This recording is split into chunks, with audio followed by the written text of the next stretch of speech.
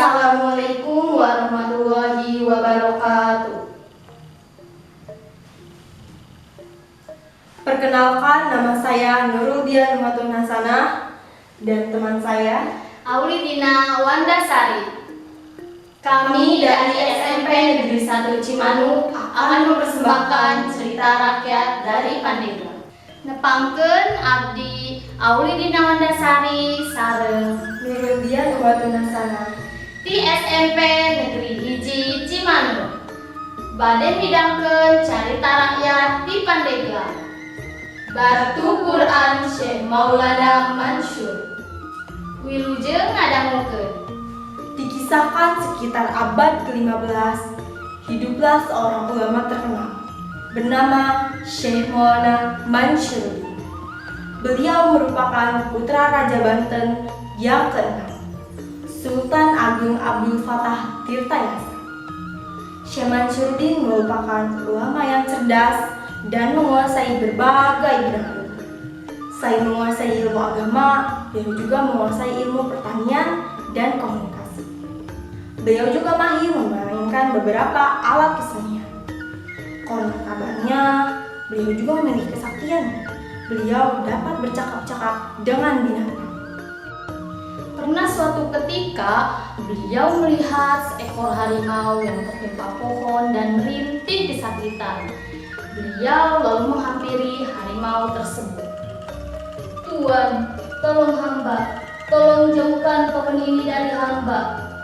Syekh Maulana Mansur kemudian mengangkat kayu besar yang menghimpit harimau itu, sehingga harimau terbebas dan bisa kembali berdiri. Harimau mengaum dengan keras sambil menundukkan kepalanya ke arah Syekh Mansur. "Terima kasih Tuan, Engkau telah menyelamatkan hamba." Engkau atas izin Allah Subhanahu wa Ta'ala telah aku selamatkan. Maka aku minta padamu dan keturunanmu untuk tidak mengganggu keluarga dan keturunan. Sejak saat itu, masyarakat di sana bila bertemu harimau selalu menyebut nama Syekh Mansuruddin. Harimau pun akan pergi dan tak mengganggu.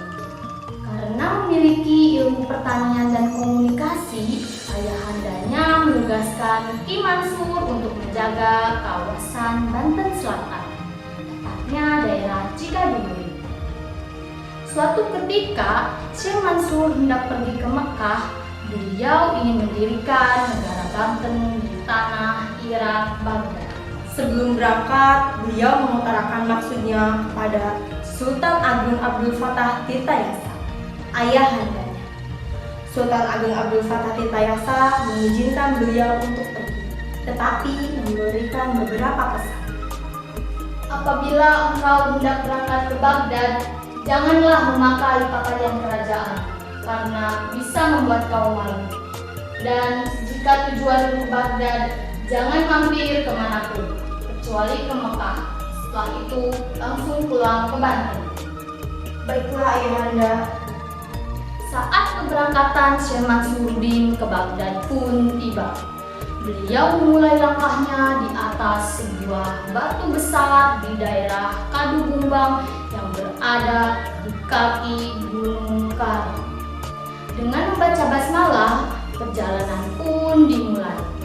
Namun ada yang Syekh Mansur lupakan dari nasihat ayahandanya.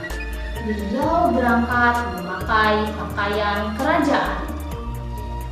Setibanya di Baghdad, beliau gagah mendirikan kerajaan Banten. Beliau sangat malu karena semua orang tahu bahwa beliau merupakan keturunan Sultan Banten, tapi gagal mewujudkan keinginannya. Beliau memutuskan untuk pulang ke Banten. Di perjalanan pulang, lagi-lagi beliau lupa pada pesan ayahnya yang menyuruhnya agar langsung pulang. Beliau singgah di Pulau Majli, kawasan Cina, dan menetap di sana selama kurang lebih 2 tahun.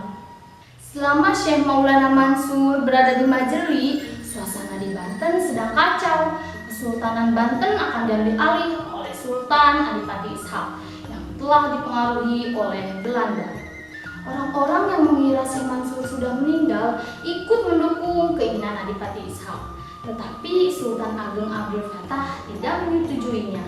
Beliau meyakini bahwa Syekh Maulana Mansur masih hidup. Beberapa hari kemudian, ada orang yang mengaku sebagai Syekh Maulana Mansyuruddin. Orang itu pun diangkat sebagai sultan. Dengan kepemimpinannya, Banten semakin terpuruk. Sultan Agung Abdul Fattah Tirtayasa dari awal sudah mencurigai bahwa yang memimpin saat ini adalah Syekh Maulana Mansyuruddin yang palsu. Dengan didukung oleh rakyat, kembali merebut Kesultanan Banten dan terjadilah perang besar-besaran. Kabar tentang perang besar yang terjadi di Banten terdengar oleh Syekh Maulana Mansyuruddin. Beliau akhirnya memutuskan untuk pulang ke Banten.